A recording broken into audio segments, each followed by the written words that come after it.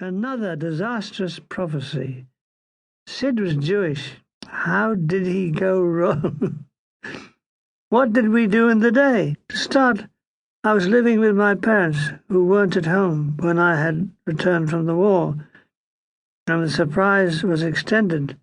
They had been staying with Aunt Nance in Sittingbourne, whose husband is a builder, you know.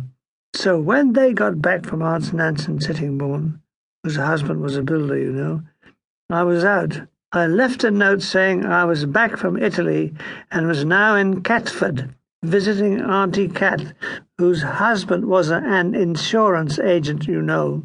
So during the first days I was back, I tried to revive 1939. I had to see Lily, Beryl, Ivy, and anybody. But Lily Dunford had been unfaithful to me. She'd married.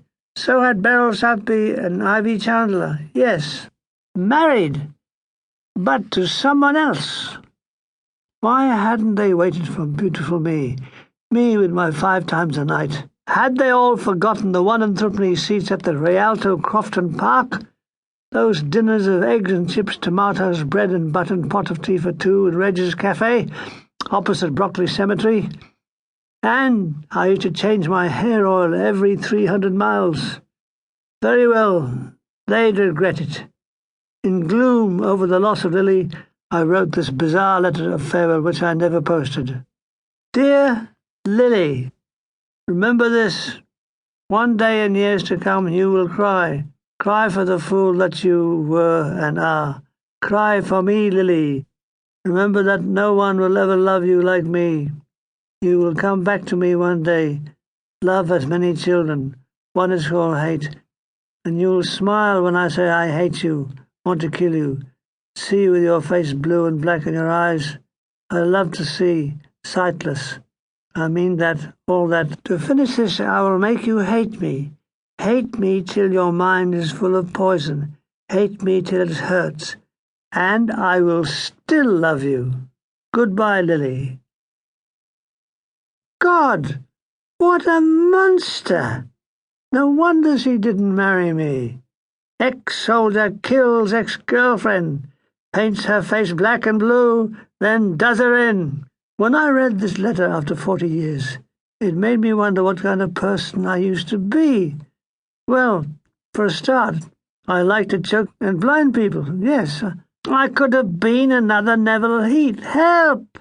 Coincidence, when I eventually booked a room at 13 Linden Gardens, I discovered that the previous occupant had been the murderer, Neville Heath himself. I mean, who else could he be? He was a real gentleman. Who would have thought it of him, said Blanche, the lady cleaner who did the place. Dear Blanche, about 45, with a face that would have modelled Paleolithic man. She was still a virgin, still got it, and no one's going to have it, mainly because nobody wanted it. I wasn't earning, so I had to budget. Toing and froing from 3 Lethal Road to London was boring and expensive, so I moved to Linden Gardens. Aren't we strange? 2 years away from home. Come home. Dave. It was 1 room with sit-up bath. Top floor at the back. It was £1.50 a week with breakfast, usually a kipper. If you stand in Notting Hill High Street next to Lloyd's Bank, look up, you can see the window of my bedroom. Margot, the landlady, was a short, plump, prettiest, mid-40s, dark feline, very rude with dark red lipstick. She reminded me of Theda Bara in that she was dead. Margot spoke so slowly, people dozed off in her presence. She lived in the basement in Stygian gloom with the smell of cats and mansion polish. A widow, but there came into her life a humpty-backed lodger, Mr. Len Lenx, an insurance broker who worked, quote, from home.